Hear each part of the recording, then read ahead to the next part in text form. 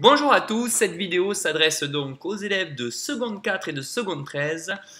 Il vous faut absolument tout noter, tout écrire en rouge. Une partie de cette vidéo, donc, il y a certains élèves qui auront la capsule A, d'autres élèves qui auront la capsule B.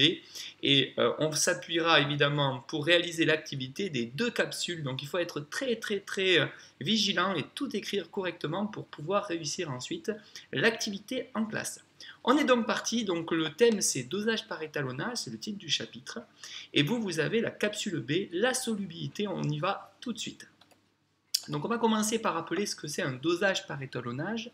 Il consiste à déterminer la concentration en masse d'une espèce chimique en solution. Donc le but c'est vraiment de trouver sa concentration en masse. Vous devez déterminer la concentration en masse du chlorure de sodium dans un sérum physiologique. Ce sera l'activité que vous aurez. Et pour vérifier sa concentration, on utilisera donc une courbe d'étalonnage. Vous aurez la mission aussi de vérifier si cette concentration correspond à une solution saturée en chlorure de sodium. On y revient de suite sur ce terme. Donc on va commencer par donner la définition de la solubilité. La solubilité est la concentration en masse maximale que l'on peut dissoudre dans un litre de solution.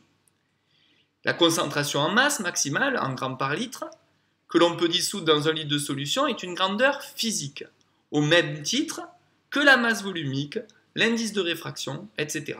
En réalité, donc, le programme, cette année, vous devez connaître la définition de la concentration en masse maximale, qui revient ni plus ni moins qu'à la solubilité. Lorsque l'on a atteint la solubilité, c'est-à-dire lorsque, on a atteint la concentration en masse maximale, on peut donc, finalement, en déduire que la solution est saturée.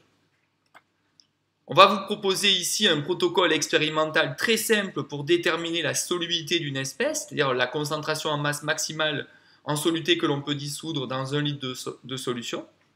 Pour cela, je vous propose de prendre 200 ml d'eau dans une éprouvette graduée et de verser ce volume dans un Erlenmeyer. Une fois que vous avez évidemment mis les 200 ml, comme l'activité va traiter du soluté chlorure de sodium, c'est-à-dire du sel, je vous propose donc de peser 10 g de sel dans une coupelle après avoir taré la balance. Une fois que vous avez fait cela, vous allez évidemment introduire les 10 g de sel dans l'Erlenmeyer, dans lequel vous avez ajouté précédemment 200 ml. Et puis vous allez ajouter de nouveau 10 g de sel, et puis on répète l'opération, mais à chaque opération, à chaque ajout, vous devez vérifier évidemment que le soluté soit totalement dissous. Enfin, lorsque le sel ne se dissout plus, on dit que la solution est saturée. La solubilité correspond à la masse maximale que l'on peut dissoudre dans un litre d'eau et elle est notée Cm max. Elle s'exprime en grammes par litre. La concentration en masse maximale en soluté que l'on peut dissoudre dans un litre de solution dépend de la température. Généralement, pour un solide, la solubilité augmente avec la température. Voilà. Il vous suffit alors de peser la masse totale que vous avez réussi à dissoudre pour connaître tout simplement la concentration en masse en prenant la masse qui s'est dissout en totalité divisée par le volume de la solution. Très bien, à très bientôt et bonne continuation.